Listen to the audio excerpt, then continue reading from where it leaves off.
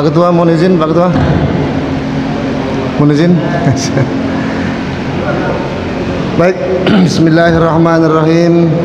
Assalamualaikum warahmatullahi wabarakatuh. Alhamdulillahilladzi anzala alaina syahrul Ramadan. Syahrul mubarak, syahrun fihi unzilal Qur'an. Hudal linnasi wa bayyinatin minal huda wal furqan. Asyhadu an la ilaha illallah wahdahu la syarikalah wa asyhadu anna Muhammadan abduhu wa rasuluhu la nabiyya ba'dah, amma ba'du.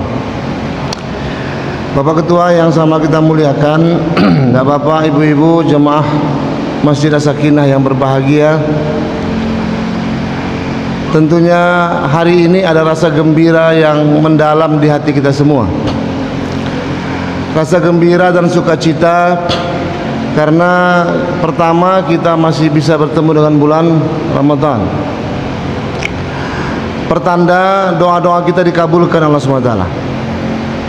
Pastinya semua orang beriman begitu berpisah dengan Ramadan tahun lalu, kita semua bercita-cita, kita semua mendambakan dan merindukan agar Allah pertemukan kembali di Ramadan tahun depan.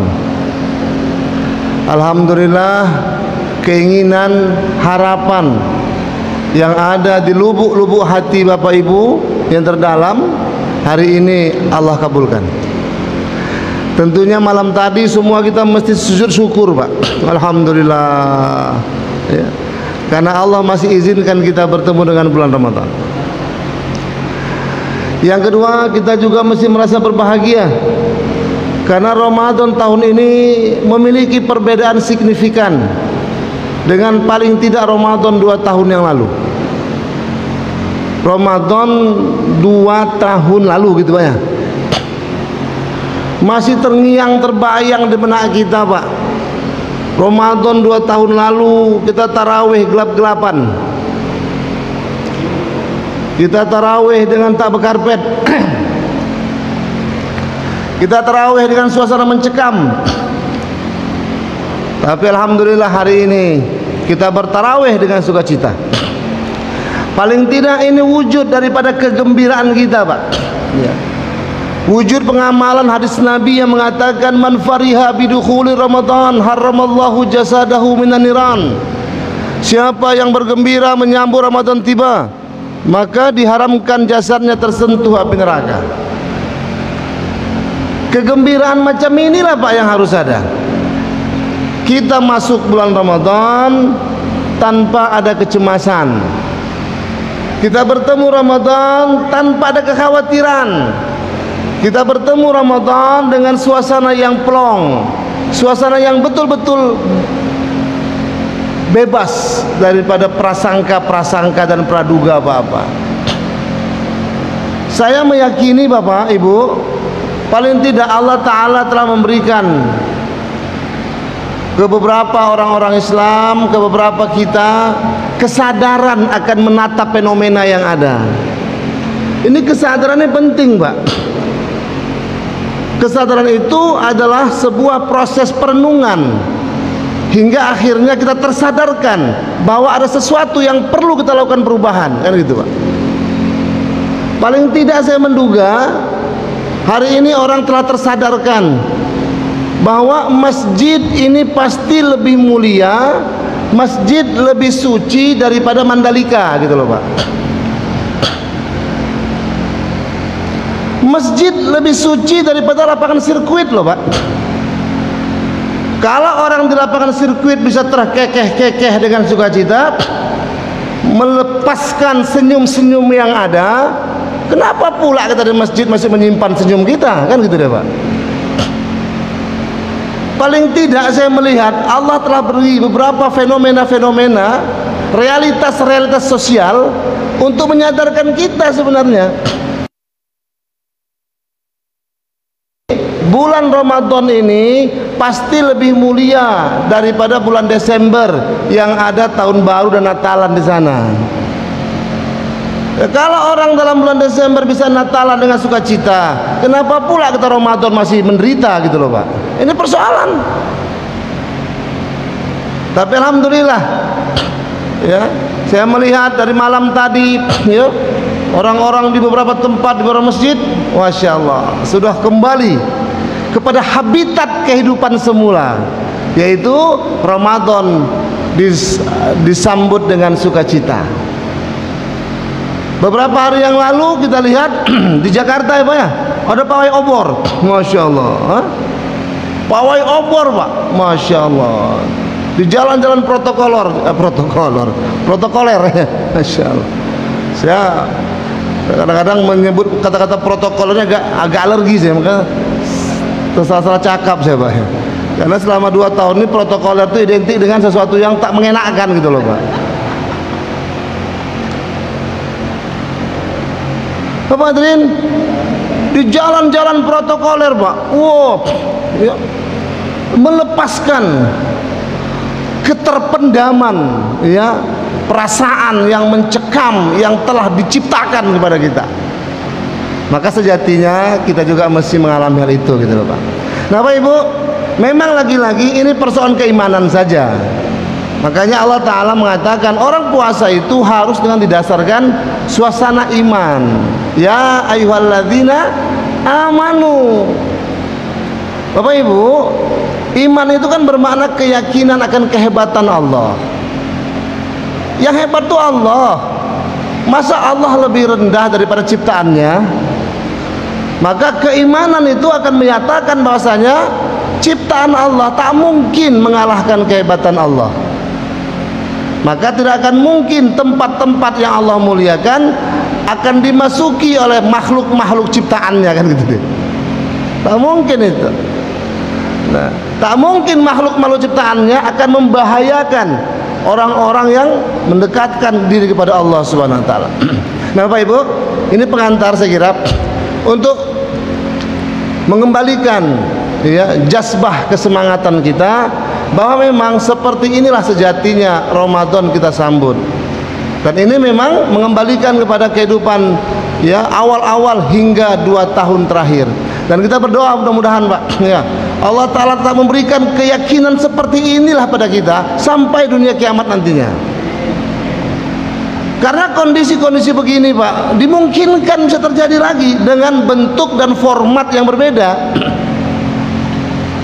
Yang intinya adalah bagaimana menjauhkan umat dari amal agama, menjauhkan umat dari suasana agama, menjauhkan umat daripada, ya, tempat-tempat di mana di sanalah harusnya kita berada dalam suasana hati yang bahagia. Bapak Ibu yang berbahagia dirahmati Allah Subhanahu wa taala. Nah, oleh karena itu ekspresi daripada menyambut Ramadan dengan hati yang gembira bukan sekedar dengan wajah yang tersenyum ceria seperti ini Pak. Ini baguslah, ya kan. Saya bisa melihat wajah-wajah kita, ya, dengan jelas dan tepat Pak. Hah? Kan gitu Pak ya, jelas dan tepat. Kalau selama ini kita nggak jelas Pak. Hah? Siapa ini kan? Oh iya, udah gitu wajah pun seram Pak. Wah, ngeri-ngeri gitu Pak. Kesana takut. Kenapa? Wajah yang tak tersembul senyum manis di wajahnya Pak. Alhamdulillah sekarang sudah sirna itu. Amin Pak ya. Dan jangan ada lagi lah. Capek kali kita, ya kan. Mau berapa tahun lagi nih kan kayak gini terus. Udahlah, berhentilah Pak, selesai. Nah, yang kedua Pak, kita harus isi Ramadan ini dengan apa? Dengan amal-amalan tentunya. Amalan Pak.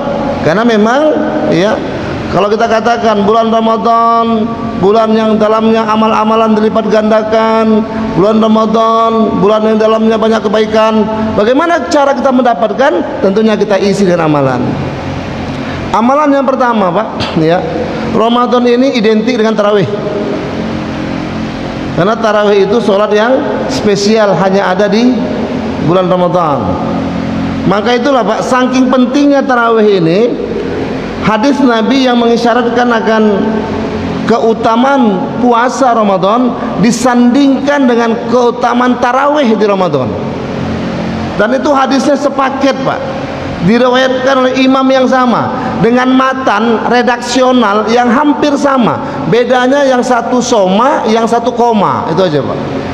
Soma itu maknanya puasa, koma itu maknanya tarawih. Man soma Ramadana, yang satu man qoma Ramadana.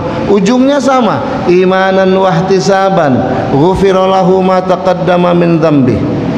Yang satu, siapa puasa dengan penuh keimanan dan pengharapan pahala hanya dari Allah, maka Allah ampunkan dosanya yang telah lalu. Yang satu, barang siapa yang tarawih dengan keimanan dan penuh pengharapan, Allah hapuskan dosanya yang telah lalu. Kenapa hadis ini, Pak, redaksinya hampir sama, kemudian diriwayatkan oleh imam yang sama, kemudian ya ditempatkan dalam kitab hadis yang sama? Saya menduga bahwasanya memang orang yang puasa harus tarawih. Gampangnya begitulah, Pak. Tarawih jangan tinggalkan, apapun ceritanya, Pak. Oh, Pak, kami tak bisa di masjid, Pak, karena kesibukan, tugas segala macam di rumah. Karena tarawih boleh, ya Pak Imam ya? Tarawih boleh. Pak, kami tak bisa 23, Pak. Kami mau cepat nih, banyak kesibukan. 11. Tidak ada alasan untuk tidak tarawih, asalkan dikerjakan. Bapak Ibu, yang pertama. Yang kedua, amalan yang utama yang ada dalam Ramadan itu adalah i'tikaf di 10 malam terakhir. Ini paketan loh, Pak. Paketan yang ada dalam Ramadan yang mesti kita persiapkan ini, yang mesti kita perhatikan. Karena junjungan kita, baginda Rasulullah Muhammad SAW, dalam hadis yang diriwayatkan oleh istri beliau, Sayyidatina Aisyah radhiyallahu ta'ala anha, mengatakan Nabi itu begitu ada perintah Ramadan, kemudian turun ayat tentang Lailatul Qadar, Nabi iktikaf di 10 malam itu sampai dia wafat. Kalau ayat tentang puasa itu turun di tahun kedua hijrah, tahun kedua hijrah, Pak, kemudian Nabi itu wafat di tahun ke-10 hijrah, maka 9 tahun Nabi tidak pernah absen daripada melakukan iktikaf di 10 malam terakhir Ramadan. Karena Nabi sallallahu alaihi wasallam idza dakhala al-ashril awakhir min Ramadan ya'takifa fil masjid hatta tawaffahu Allah, sampai beliau diwafatkan Allah, kata Aisyah. 9 tahun, Pak.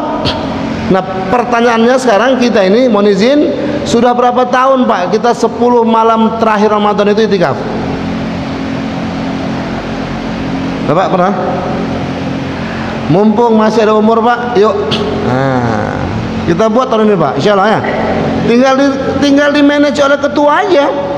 Pokoknya 10 malam terakhir kita buat program di masjid As-Sakinah, tahajud bersama, ya kan, sampai dengan makan sahur bersama.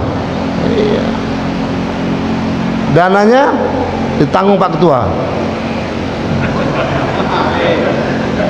Kecil lah itu, Pak, ya kan? Iya, insyaallah.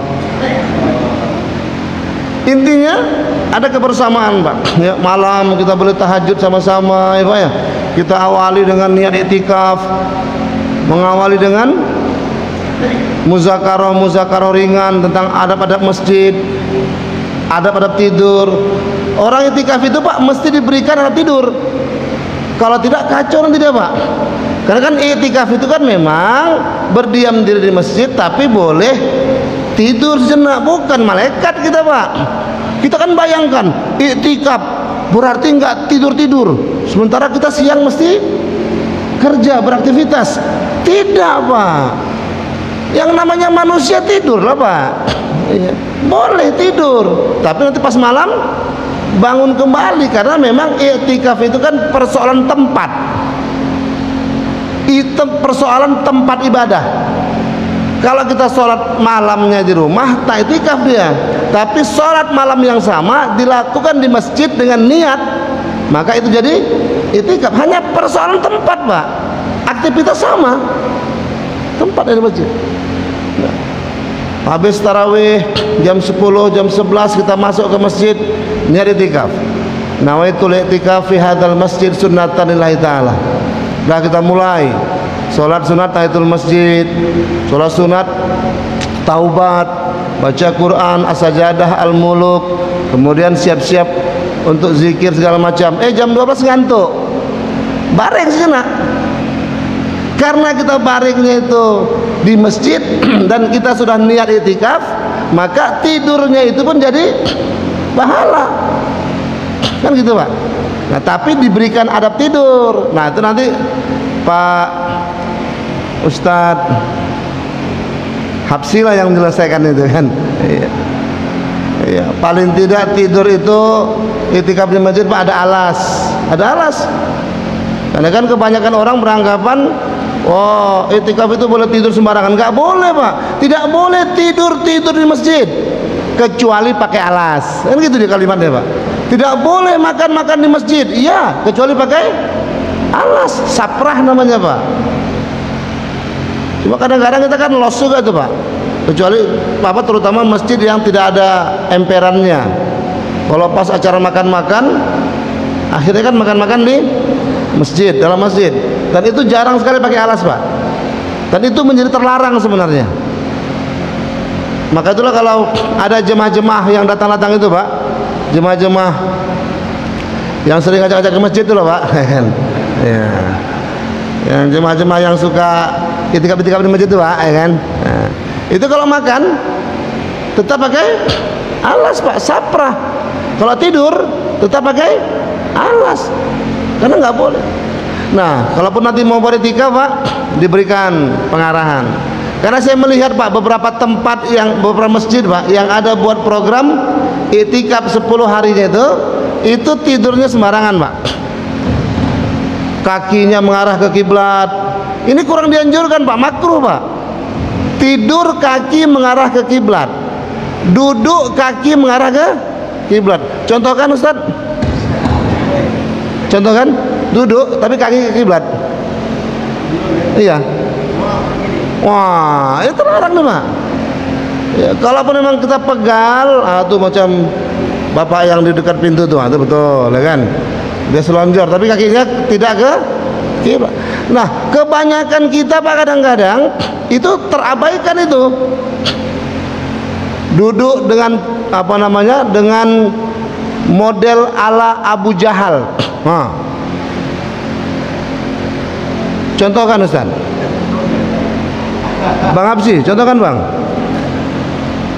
Nah, itu duduk ala Abu Jahal tuh Pak. Itu terlarang di masjid tuh Pak. Cuma kadang-kadang kita nggak ngeh juga itu. Sekali lagi Bang, izin Bang. Enggak lah, enggak Bang Abu Jahal lah Bang, enggak. Iya Pak. Kadang-kadang kita kan karena capek ya. Langsung itu terlarang itu Pak. Ala Abu Jahal. Karena dulu Abu Jahal kalau Nabi menyampaikan dakwah agama, dia duduk macam itu. Sambil cemeh. Betul itu. Maka duduk seperti itu menjadi dilarang Nabi SAW. Nah, ini beberapa hal yang perlu di briefing kalau memang akan dibuat program 10 malam terakhir Ramadan. Iya. Nampaknya jadi nih Pak ya 10 malam ya. Insya Allah ya. Iya. Iya. Ini amalan utama Pak. Ini yang jarang kita perhatikan. Padahal itu adalah sesuatu yang khas ada di bulan Ramadan. Hingga Nabi tidak pernah meninggalkannya. Ada apa Bapak Ibu di 10 malam terakhir? Maka Nabi SAW menyatakan di malam itulah Allah akan berikan bonus. Ya kan? Bonus Pak. Bonus Ramadan itu adanya di 10 malam terakhir. Apa bonusnya? Turunnya malam Qadar. Yang kadang-kadang kita nyebutnya malam Lailatul Qadar. Lailatul itu udah malam, pakai malam lagi Pak, double dia. Malam Qadar. Ada apa di malam Qadar? Surah Al-Qadar menjelaskan khairum min alfi syahrin, lebih baik daripada 1000 bulan. Di mana turunnya? Di 10 malam terakhir. Hingga turunlah hadis Nabi yang memerintahkan kita taharru lailatal qadri fi ashril awakhir min Ramadan minal witri. Carilah olehmu malam qadar itu di malam-malam ganjil, di 10 malam terakhir Ramadan. Yang kedua, Pak, yang ketiga, amal utama dalam bulan Ramadan itu adalah memperbanyak sedekah. Sedekah, Pak. Hakikat puasa ini, Bapak Ibu, adalah bagaimana menanamkan rasa kepedulian pada hati kita. Bagaimana kita ini, Pak, bisa punya rasa berempati akan kesusahan orang lain. Maka Bapak Ibu, wujud kita berempati, berikan, ya, subhanallah, berikan, ya, hak-hak orang lain yang ada pada harta kita untuk mereka. Bentuknya apa? Sedekah, infak, zakat, dan itu spesial, Pak, harus kita budayakan di Ramadan. Maka orang yang sukses puasa Ramadannya itu ditandai sejauh mana hatinya, Pak, hilang rasa bakhil dengan harta, hilang rasa loke dan kedekutnya. Jadi kalau ada orang yang puasa bertahun-tahun masih loke, Pak, ya, masih loke, masih kedekut bin medit alias tangkai jering, itu berarti, Pak, belum sukses puasanya, belum sukses, Pak, belum terasah rasa kepeduliannya.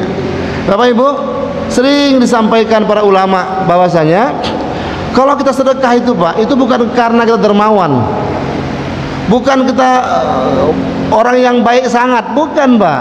Orang yang rajin sedekah itu adalah orang yang sadar bahwa dalam hartanya ada hak orang lain. Jadi kalau ada orang yang datang kepadanya, Pak, minta bantuan, itu sebenarnya caranya Allah untuk mengambil haknya dalam harta kita. Tidak ada alasan, Pak, untuk mengatakan maaf ya, kan? Orang hak dia kok yang mau diambil. Persoalan besar kecilnya ya tergantung. Yang pasti jangan pernah mengecewakan orang yang datang minta bantuan kepada kita. Kalaupun tak bisa penuh ke atas, penuh ke bawah, intinya tetap ada yang kita berikan. Nah, Pak Ibu, puasa melatih itu, ya, makanya lah kita dianjurkan memberikan makanan berbuka.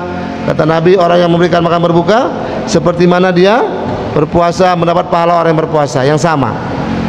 Yang keempat terakhir, Pak, walaupun banyak sebenarnya tapi kita persingkat saja. Amal utama Ramadan itu adalah membaca Al-Quran. Itu jangan ditinggalkan, Pak, membaca Al-Quran, karena Quran itu justru diturunkan di bulan Ramadan.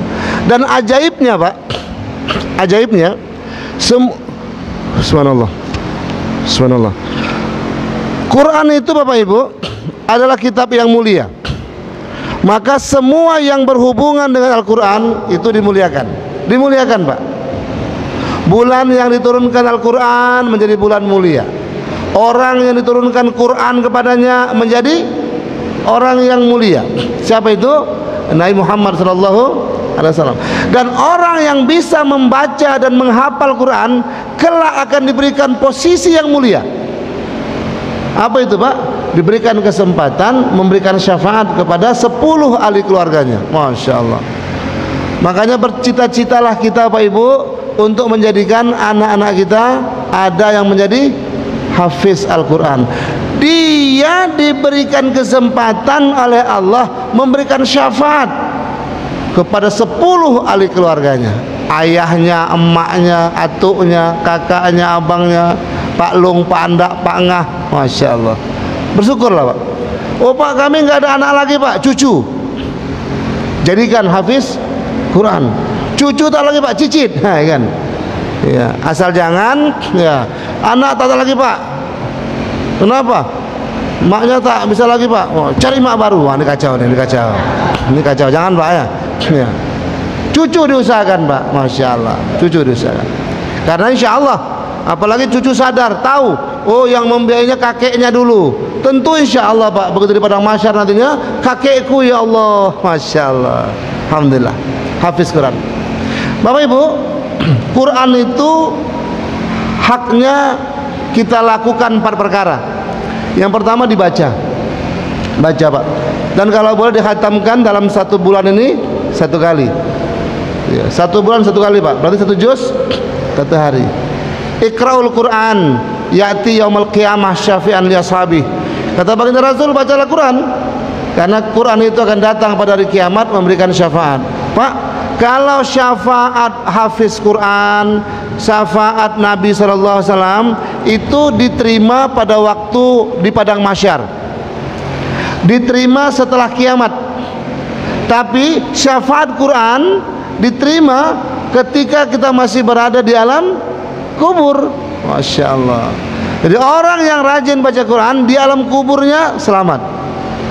Kenapa? Quran memberikan syafaat. Muncul hari kiamat, dibangkitkan, barulah datang syafaat yang kedua, syafaat Nabi Muhammad SAW. Yang kedua, maaf, Quran dibaca. Membaca Quran sebaiknya dengan mushaf Pak. Dengan mushaf. Karena memang saya melihat sekarang banyak sekali orang baca Quran pakai handphone. Salah? Tidak, tapi rugi. Kenapa? Hanya mendapat 1 komponen pahala dan plus mendapat 1 kerugian. Apa komponen pahalanya? Hanya dari membaca. Dibandingkan dengan kita baca dengan mushaf, kita akan mendapat komponen pahala dari memegang, dapat komponen pahala dari melihat. Melihat pegang Quran Pak, itu pun sudah pahala. Itulah kenapa ya orang-orang baca Quran As-Sajadah dan Al-Muluk tak sempat Pak baca 2 surat, minimal baca kulhu 3 kali. Karena Al-Ikhlas itu sepertiga Al-Quran. Maka yang baca kulhu 3 kali, sebahagian periwayatan mengatakan sama seperti menghatamkan Al-Quran. Padahal Pak, itu hadis nggak begitu juga memahamkannya. Iya. Isi surah Al-Ikhlas itu bercerita tentang tauhid, ya kan? Akidah. Iya. Keseluruhan ajaran Islam terdiri secara garis besar daripada 3 unsur. Ada unsur tauhid, keyakinan, ya, akidah, ada apa namanya? Syariah, ada akhlak. Jadi surah Al-Ikhlas itu memuat sepertiga, maksudnya 1 aspek daripada inti ajaran agama kita. Nah, kalaupun tak dapat baca kulhu 3 kali, itu pun tetap membaca dengan melihat mushaf. Tak mampu juga Pak, minimal ambil Quran, ya, cium, dah. Artinya jangan sempat 1 hari kita tidak bersentuhan dengan Al-Quran. Cuma kadang-kadang Pak, yang ketiga itu pun tak bisa kita buat itu. Kalau dah ngantuk Pak, langsung tepar aja Pak, Masya Allah ya. Langsung melengkar, kata Melayu kan. Ambil Quran, cium, junjung. Nah, kenapa? Memegang dan memandang Quran 1 komponen pahala. Dan itu tidak kita dapatkan apabila kita membacanya dengan handphone. Plus 1 keburukan. Apa itu Pak? Menambah minus mata. Cahaya itu kan Pak, radiasi kan. Ya. Maka jangan sering-sering Pak, ya tak baca Quran Pak, baca WA, kata dia. Ini kacau juga emangnya. Ya. Intinya memang penggunaan handphone mesti kita kurangi lah, karena radiasi matanya cukup tinggi. Ya. Apalagi kita berlama-lama dalam Al-Quran itu. Ya. Maka sebaiknya pakai mushaf. Apalagi Pak, mushaf yang kertasnya terbuat dari apa? Yang berwarna kuning ya. Nah, iya. Itu bagus Pak. Itulah kenapa kitab-kitab dulu itu semua berwarna kuning. Maka tersebutlah dengan nama kitab kuning, ya kan? Padahal kitab kuning itu Pak, kitab yang warnanya kuning, itu aja masalahnya. Karena secara kesehatan mata dia lebih bagus daripada kitab yang berwarna berkertas putih, HPS itu Pak. Itu memantulkan cahaya cukup kuat kepada mata. Ya, cuma kita kan kadang-kadang mendengar nama kitab kuning agak kaget kita kan. Wah, kitab kuning paten kali ya. Padahal biasa aja tuh Pak, ya kan? Biasa aja itu. Kita biasa, karena kebetulan dia berbahasa Arab sehingga membutuhkan keterampilan khusus untuk membacanya, itu aja Pak. Karena nggak semuanya, karena kita bukan orang Arab. Kalau sama orang Arab biasa juga itu Pak, ya kan, bahasa dia. Karena kita bukan orang Arab, ya, perlu ada keterampilan nahwu shorof untuk bisa membaca dengan baik, sehingga agak dikultuskanlah kitab kuning. Padahal isinya sama aja. Jika umpamanya ada terjemahannya, ya sudah sama, ya kan. Nah, tapi intinya bacalah Quran dengan mushaf. Yang kedua, hak Quran itu Pak, kita hafalkan Pak. Iya. Ya kalaupun nggak bisa 30 juz, minimal juz 30 lah. Iya Pak. Kira-kira juz 30 udah hafal Pak ya? Wah, ini Pak Ketua perlu kita buat program lagi nih Pak. Jamaah As-Sakinah minimal hafiz juz 30. Hah? Udah ya? Alhamdulillah. Oh, kok macam-macam ada kontak ya Pak ya? Kalau gitu tinggal kita evaluasi aja nih. Pak Ketua ada berapa juz dah? Ya itu bagus Pak Ketua, bagus. Iya. Hah? Semangatkan lagi Pak. Malu lah kita Pak, kan? Anak-anak kita ada yang hafiz 30 juz, takkanlah ayahnya juz 30 pun tak apa, kan? Kita biayai anak kita untuk jadi hafiz Quran. Harusnya kita imbangi juga Pak, ayahnya juga menghafal. Itu memotivasi anak-anaknya Pak. Oh iya. Iya. Gimana Pak? Al-Muluk ya, Mumtaz ya. Cuma Al-Muluk aja. Bawahnya ya. An-Nasitati nasta, masyaallah. Nah Bapak Ibu, hafalkan. Walaupun kita sudah tua-tua Pak, enggak apa-apa, insyaallah. Menghafal Quran itu sebenarnya mudah Pak, kalau kita ada kesungguhan. Betul Hafiz? Betul Bis? Iya, cuma harus serius ya Bis ya. Iya. Bapak kita ini belajar serius tak Bis? Tak serius kayaknya ya, main kan? Cuma mau hafal. Iya, Hafiz nak marah, payah kan? Iya, itulah makan hati lah Bis ya. Datang sehari tak datang, daripada tak datangnya Pak. Dihafal Pak. Iya, memang ada anjuran untuk menghafal Al-Quran sesuai dengan kesanggupan kita lah Pak ya. Usahakan Pak. Tak bisa juz 30, minimal dari Wadduha sampai An-Nas. Pak Ketua hafal? Aduh, nanti naikkan zikir ke atas Al-Fajar ya kan. Terus lama-lama 30 juz insyaallah. Yang ketiga Bapak Ibu, haknya Quran itu kepada kita dilagukan. Iya. Disenandungkan dengan suara yang baik. Laisa min ummati man lam yataghanna bil Quran. Bukan golongan umatku kata Nabi apabila dia tidak menyenandungkan Al-Quran dengan suara bagus. Iya Pak, suara bagus itu bukan berarti harus kita perlombakan. Bukan, targetnya bukan untuk musabaqah. Targetnya supaya hati kita terenyuh Pak dengan bacaan Quran itu. Karena banyak orang dapat hidayah dengan lantunan ayat suci Al-Quran dibacakan. Dan kita berupaya Pak untuk menyenandungkan, melakukan. Maka kalau di tempat kita ada guru-guru yang bisa melatih ya, apa namanya itu, tahsin Quran dengan sedikit nadanya, buat program lagi Pak. Ada Pak Ketua? Osmo. Pokoknya As-Sakinah ini ikon lah ya, masjid percontohan, semua program ada Pak, luar biasa, subhanallah. Iya, mesti latih Pak. Karena apa? Kalaulah kita dengar orang baca Quran main tabrak-tabrak, pening kepala kita Pak kan? Pening. Maka ya ini bukan membela, ada betulnya juga lah Pak Menteri Agama itu kan ya, meregulasi suara mikrofon. Maksudnya apa? Yang kira-kira bacaan Qurannya main tabrak-tabrak itu Pak, terus pakai mic lah Pak ya kan, ini udahlah suaranya falas ya, pakai mic pula, bersalah-salahan pula Pak. Masya Allah. Perbaiki Pak ya. Lantunkan Quran. Zayyinu buyutakum bi aswatil Quran. Hiasilah rumah-rumahmu dengan bacaan Al-Quran. Kita masih ingat Pak dulu kalau di kampung-kampung ya, Masya Allah, kalau maghrib kayak saya itu Pak, hampir semua rumah ada senandung Al-Quran. Enggak indah-indah juga suaranya Pak, tapi karena dibaca dengan sungguh-sungguh terdengar indah. Subhanallah. Kita wujudkan kembali, Pak. Dilakukan. Ya. Yang keempat, tentunya diamalkan. Makanya perlu ada pengajian, ya, pengajian tafsir Al-Quran. Ada juga, Pak. Memang paten, memang. Nanti kita sampaikan ke KUA, Pak, supaya ini jadikan masjid percontohan. Bapak Ibu berbahagia. Nah, paling tidak 4 amalan utama itu kita suasanakan di bulan Ramadan. Mari, Pak, ya.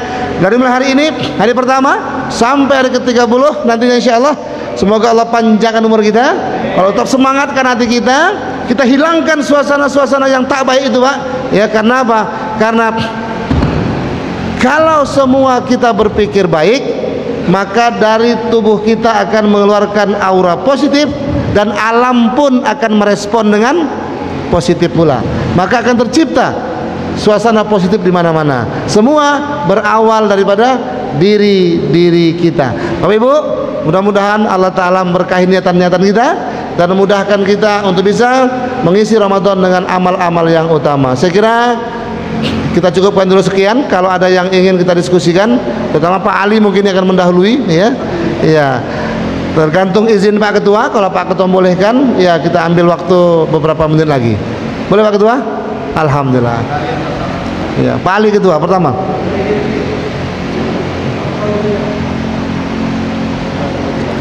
Ibu-ibu siapkan mic itu apa, Adinda? Ibu-ibu sudah siap mau bertanya apa itu? Ibu ya? Dan nampak itu apa namanya, aura-aura mau bertanya tuh, Pak. Iya, dari belakang.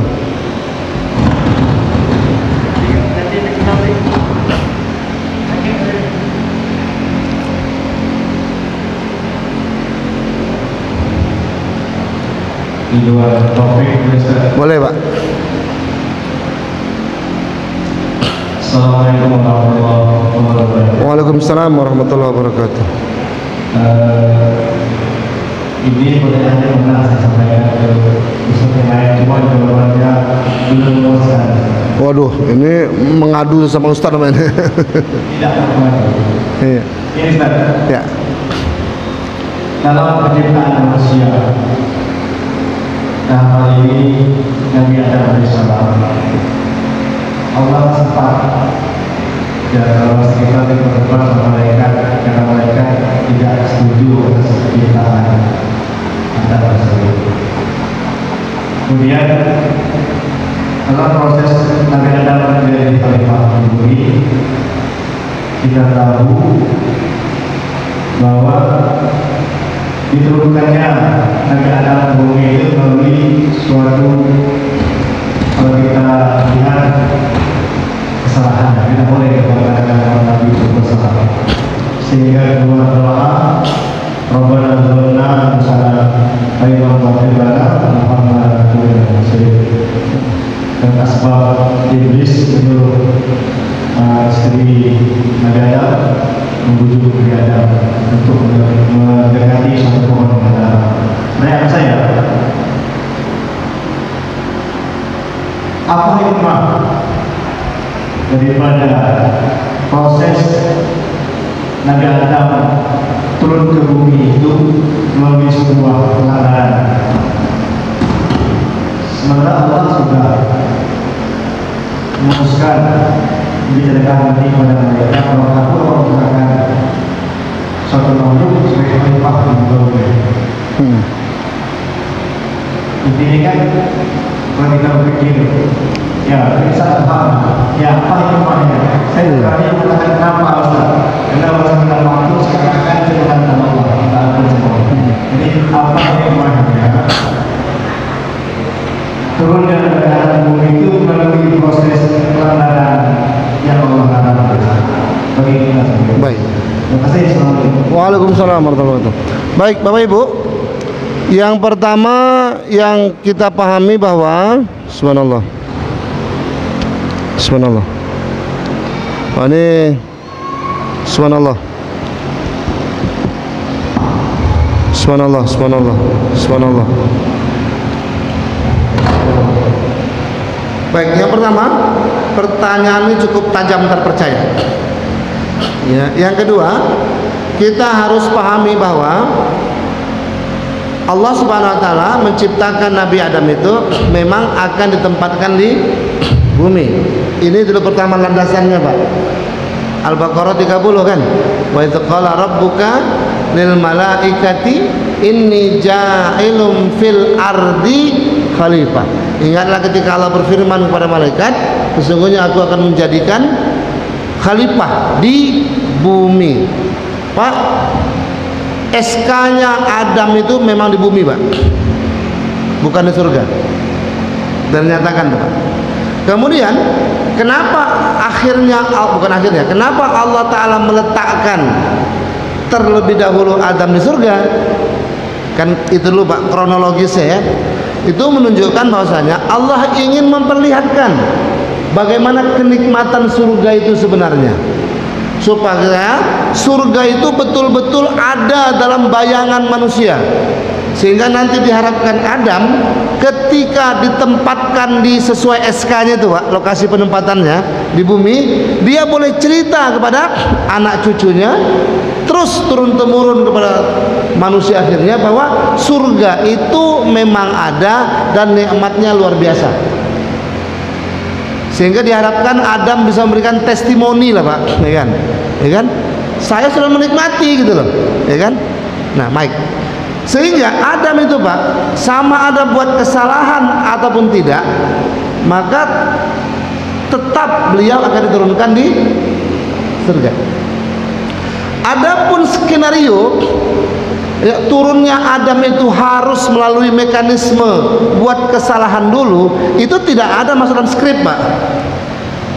Tidak diskenariokan Allah itu, Pak. Itu betul-betul murni sebagai sebuah kejadian yang alami.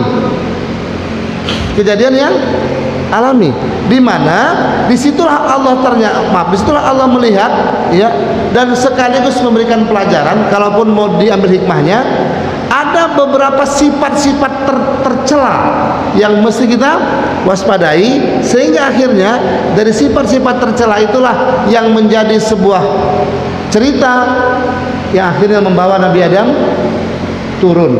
Pak, Nabi Adam bukan diusir, tapi diturunkan.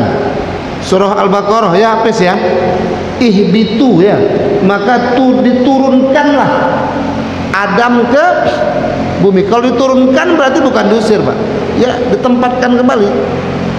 Nah, apa sifat-sifat tercela yang ada di sana? Ya, pertama dari kejadian iblis tidak mau disuruh hormat, sujud dalam artian hormat. Ternyata, Pak, muncul dari kejadian itu muncul satu sifat yang berbahaya. Apa itu, Pak? Merasa lebih hebat dari orang lain. Kan iblis begitu disuruh sujud hormat kan menolak deh, Pak. Dan menolaknya iblis itu, Pak, bukan karena dia nggak taat sama Allah, tapi dia merasa dirinya lebih cocok untuk dihormati ketimbang Adam. Dia bukan melawan, Pak, sama Allah. Iblis bukan makhluk yang ingkar. Iblis itu bersama malaikat sebenarnya adalah makhluk yang taat. Disuruh sujud sama Allah sujud, segala macam ditaati. Begitu masuk manusia, ya, representasi manusia Adam, ya, maka muncul perasaan senioritas, ya kan? Ya kan? Dan ternyata sifat itu ada pada kita semua ini, Pak. Ya kan? Maka hati-hati menyikapi perasaan senioritas itu hingga kita tak terjebak kepada kasus iblis. Kan normatif aja. Iblis mengatakan, "Ya Allah, kok aku hormat sama dia, terbalik lah." Kan gitu kan? Itu kan kira-kira inti dialognya. Ini akan sampai ke sana, Bang. Ini kronologis saja. Terbalik, ya Allah. Harusnya Adam yang hormat ke saya. Kan saya lebih senior di sini, saya lebih tua di sini. Adam kan anak baru. Masa anak lama hormat sama? Nggak salah nih Allah, kan gitu ya. Kan saya lebih baik dari dia. Nah, padahal itu kan caranya Allah untuk menghilangkan sifat sombong, ya kan? Makanya poinnya apa? Hati-hati dengan sifat sombong, bahaya. Iblis makhluk yang soleh akhirnya harus tergelincir karena kesombongan. Tergelincirnya iblis bukan kepada Allah tapi kepada Adam. Merasa Adam itu di bawah dia. Pak Ali, sebelum dilanjutkan, iblis itu Pak, ternyata sampai sekarang dia pun tak sadar kalau dia salah. Dia merasa dirinya benar. Makanya Pak, sering sekali orang tak mau dinasihati karena merasa dirinya benar. Dan itu ungkal Pak. Jadi orang yang ungkal itu adalah mewarisi sifat iblis, ya kan? Iya. Nah dia bilang, saya nggak salah, apa salah saya?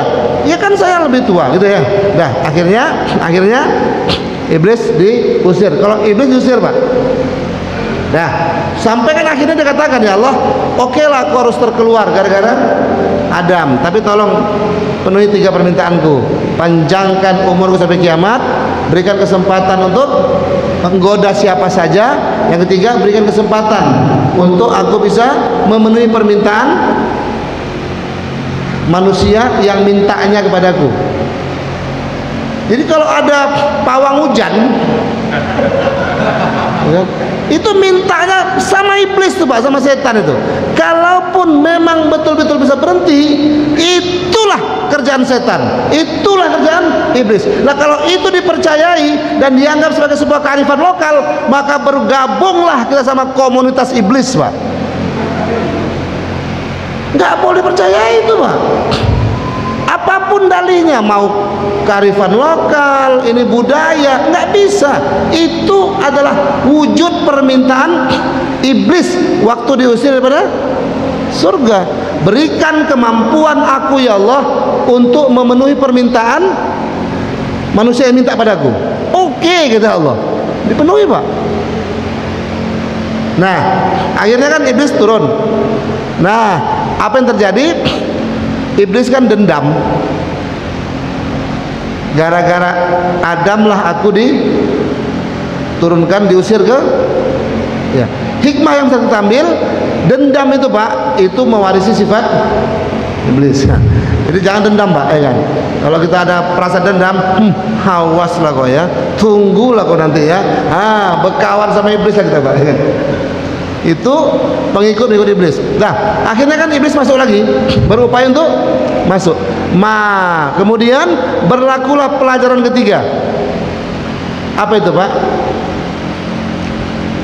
Jangan mudah ditipu oleh sesuatu, mainkan akal. Adam itu tertipu aja deh Pak. Begitu iblis masuk, berupaya masuk ya, walaupun bulak babi halau, masuk lagi dan berhasil masuk. Begitu masuk sebentar Pak, iblis buat strategi, ya kan? Pura-pura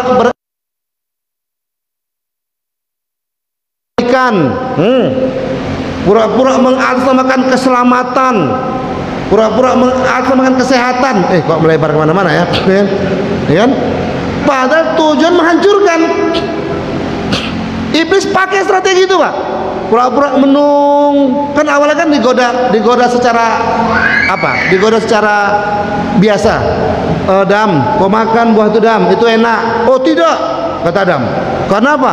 Adam ingat kan perjanjian kepada Allah, wala taqraba hadhihi syajarah fatakuna minaz zalimin. Awalnya kan ya Adam uskun anta wa zaujukal jannah wa kula minha ragadan haitsu syi'tuma wala taqraba hadhihi syajarah fatakuna minaz zalimin. Adam, silakan kau tinggal bersama istrimu di sini. Silakan nikmati apa saja yang kau mau. Tapi satu ya, jangan dekati pohon ini. Allah tak gunakan bahasa khuldi Pak ya.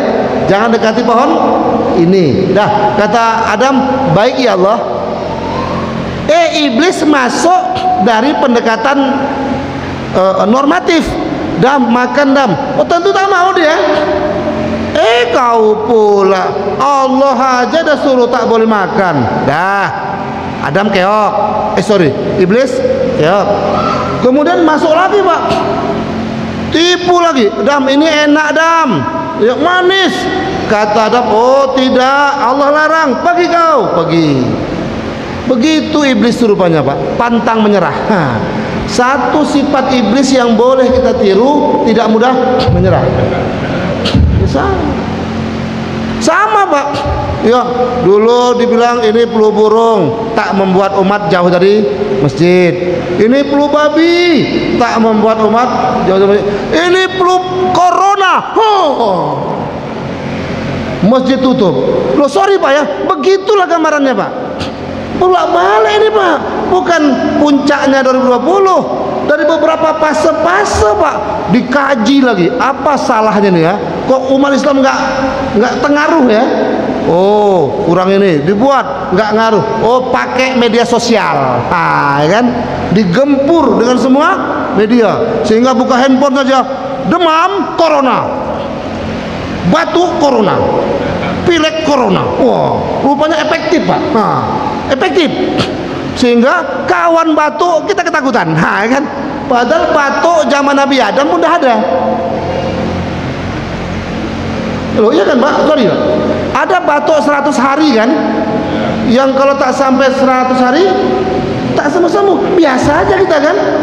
Tapi sekarang Pak begitu batuk pulang. Jangan yang batuk-batuk jangan masuk masjid. Astagfirullahaladzim. Ada loh Pak itu. Di sini enggak, di masjid samping sana Pak ya. Ini enggak ada. Kalau Anda pilek jangan masuk masjid. Saya di Batam itu Pak tahun lalu ya, pas saya Ramadan ke sana, memang lagi flu Pak. Masuk, Pak dari mana? Dari Pinang. Flu Pak ya? Iya. Pak tolong Pak, ada pengumuman Pak. Orang flu diusir kita Pak. Astagfirullahaladzim. Padahal yang namanya orang capek flu lah Pak kan. Kena usir Pak. Memang ampun. Semenjak itu geram betul saya Pak yang namanya prokes sih Pak. Geram betul karena saya sudah mengalami gitu loh. Dah, Bapak Sardin, berbagai cara ditempuh iblis, akhirnya tak juga bisa tembus. Pakailah cara yang pamungkas. Apa itu Pak? Iblis pura-pura sedih, pura-pura berempati. Adam, awalnya kan dia penuh gitu kan, di pojok surga Adam datang. Kok kenapa iblis? Ku tengok sedih aja kau iblis. Kata iblis, inilah Adam, aku kasihan sama kau. Mengatasnamakan orang lain, kebaikan orang lain, padahal untuk menjerumuskan dia. Itu banyak yang kena kita Pak. Makanya orang kena tipu kan begitu Pak ya. Oh kena tipu ya kan, pura-pura dia menolong segala macam, akhirnya ketipu gitu ya. Akhirnya apa kata iblis? Ya apa kata Adam? Kenapa iblis? Aku dengar Adam, SK penempatanmu ke dunia akan segera turun. Adam nengok dunia Pak, mak kacau nih gitu kan. Di surga enak, apa yang diminta langsung ada, ya kan? Tinggal nyebut aja Pak, langsung ada. Di dunia harus usaha, kerja. Oh gawat, kan gitu Pak. Kira-kira saya ilustrasikan begitu. Sampai akhirnya kan Adam mengatakan, kalau begitu iblis, bagaimana cara supaya saya bisa lama di sini? Kan gitu Pak. Kalau kira-kira bagaimana supaya saya selamat daripada ini, kan gitu kan?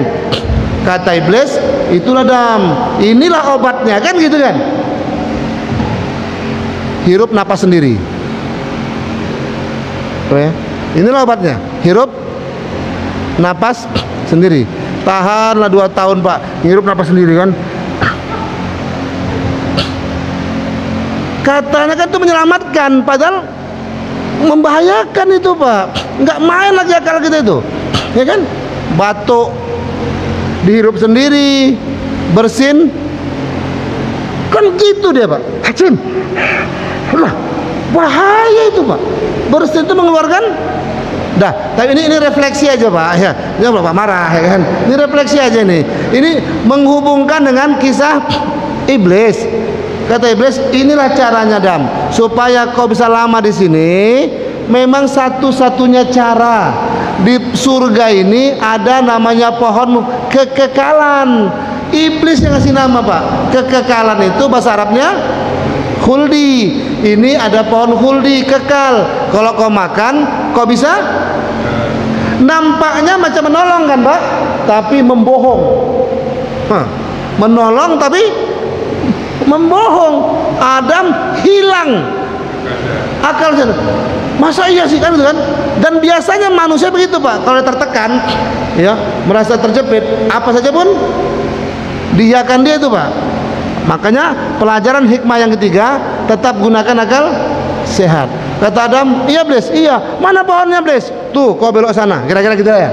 Lupa dia dengan janji Allah. Dia tempuhnya itu Pak, langsung diambil dia makan. Demi apa? Supaya bisa lama. Itu Allah ceritakan Pak, Al-Baqarah Surah Toha 120.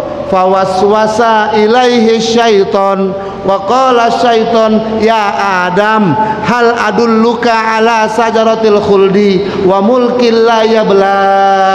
Dan ingatlah ketika Iblis berkata kepada Adam, wahai Adam, maukah kamu aku tunjukkan kepada satu pohon kekekalan yang akan menyebabkan kamu akan lama tinggal di sini dan berkuasa selamanya. Toha 120 Pak. Oh iya Adam ya, iya Blis, iya Adam, itu pohonnya. Langsung diambil, selesai Pak. Begitu dimakan Adam, sebelumnya belum sampai dimakan Pak, dipetik dan mau dimakan, itu sudah merupakan kesalahan. Karena Allah katakan jangankan dimakan, dekati saja pun jangan. Ini bukan malah dekat Pak, dipetik dan mau dimakan. Maka langsung Allah turun, Adam, kau lupa dengan perjanjian, maka saatnya kau harus diturunkan. Jadi bukan skenario Allah tuh Pak, bukan harus bersalah dulu, itu memang natural, itu natural dari beberapa kejadian-kejadian yang kejadian itu kita jadikan pelajaran. Jangan sombong, iblis kan, ya, apalagi jangan, ya, apa namanya, tertipu daya. Tetap gunakan akal sehat. Banyak hikmah-hikmah yang bisa kita ambil dari sana. Singkat cerita, akhirnya Adam pun tersadar akan kesalahannya, maka saatnya dia harus diturunkan. Bapak Ibu, jadi kita buang juga Pak cerita-cerita Adam makan buah khuldi, nama buah khuldinya kita luruskan. Adam makan buah larangan, nyangkut di jakun. Ibu-ibu ya makan buah itu sangat tet. Itu kita luruskan, nggak ada itu Pak. Nah, itu nggak ada. Hah? Belum juga dimakan Pak. Mendekati dilarang, apalagi metik dan nah selesai. Bang, saya melihat dari situ Bang perspektifnya. Jadi jadi luruskan juga itu. Bukan harus bersalah dulu Adam akhirnya diturunkan, tidak. Walaupun tak bersalah Adam akan diturunkan. Nah, ternyata dari perjalanan itu memang ya namanya kan ada hukum kausalitas, hukum sebab akibat. Jadi lebih indah dia, ya kan?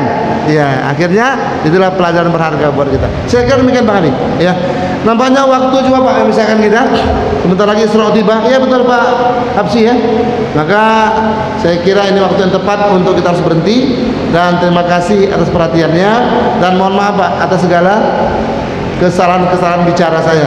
Saya tidak bermaksud untuk menyinggung siapa-siapa, tapi ini hanya sekedar ekspresi Pak, ekspresi rasa cinta kita dengan semua umat Islam. Sehingga yuk mari kita awali hidup ini dengan suasana yang baru, suasana yang dulu-dulu pernah ada dalam diri kita, insya Allah. Mari sambut Ramadan. Marhaban ya Ramadan, marhaban ya syahrul syam, marhaban ya syahrul lail, marhaban ya syahrul qiyam. Mudah-mudahan Allah Ta'ala mengistiqomahkan kita hingga akhir Ramadan. Amin ya rabbal alamin. Subhanallah bihamdi, subhanakallahumma bihamdika, asyhadu an la ilaha illa anta, astaghfiruka wa atubu ilaik. Assalamualaikum warahmatullahi wabarakatuh.